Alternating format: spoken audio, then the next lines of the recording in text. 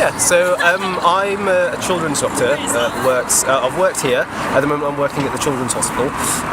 And my father was also a children's doctor. He moved here from Pakistan because he believed in what the NHS provided at that point. So he moved here about 10, 15 years ago. He's a consultant now. And the reason why he moved to this country was because he believed in a service for everybody that's free at the point of care. And at that point we provided the best healthcare arguably in the world, the most efficient healthcare system in the world, and that's what we wanted to be a part of. And that was a big motivator for me to become a doctor. So that was what I was told all throughout med school. I came out, I'm now a fourth year doctor.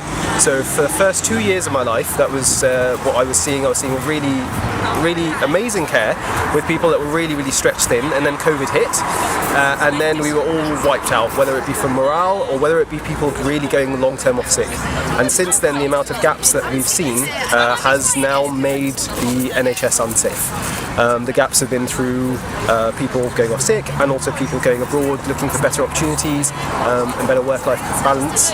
But here, for the first time in my life, I've seen parents having to bring their children in via car, a child who's seizing because the wait of the ambulance was so long, and that child ended up having to be intubated because their oxygen levels were so low. So this is the reason why I'm striking, because I now believe that the NHS is no longer as safe as it was.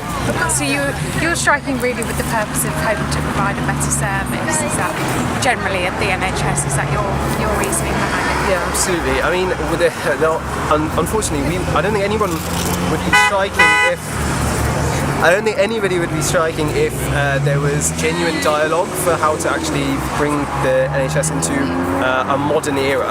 But unfortunately, as you can see with the majority of the buildings that are still consisting within our hospitals, the NHS is sort of stuck in the 1970s.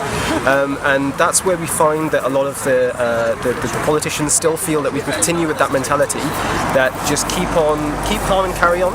But unfortunately, now we're hemorrhaging so many people that we can't. So we just want to have a real dialogue with the health secretary to see where we can move on from here.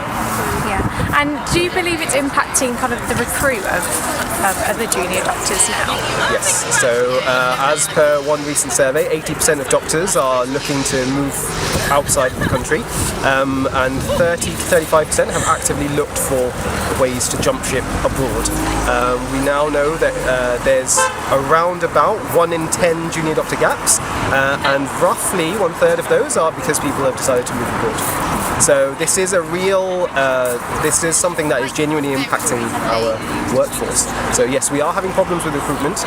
I'm having lots of, even in the previous hospital that I worked in Warsaw, we had a lot of doctors coming in from abroad to fill those gaps, and I spoke to a lot of them. They made up about 50% of our paediatric department, and speaking to all of them, every single one of them said to me that I'm going to leave after this year because there's just nothing in it for me. So not only are we impacting our recruitment in this country, even the people that we can recruit from abroad are saying to me, to my face, that actually we don't like the conditions here, we're going to go back to our country.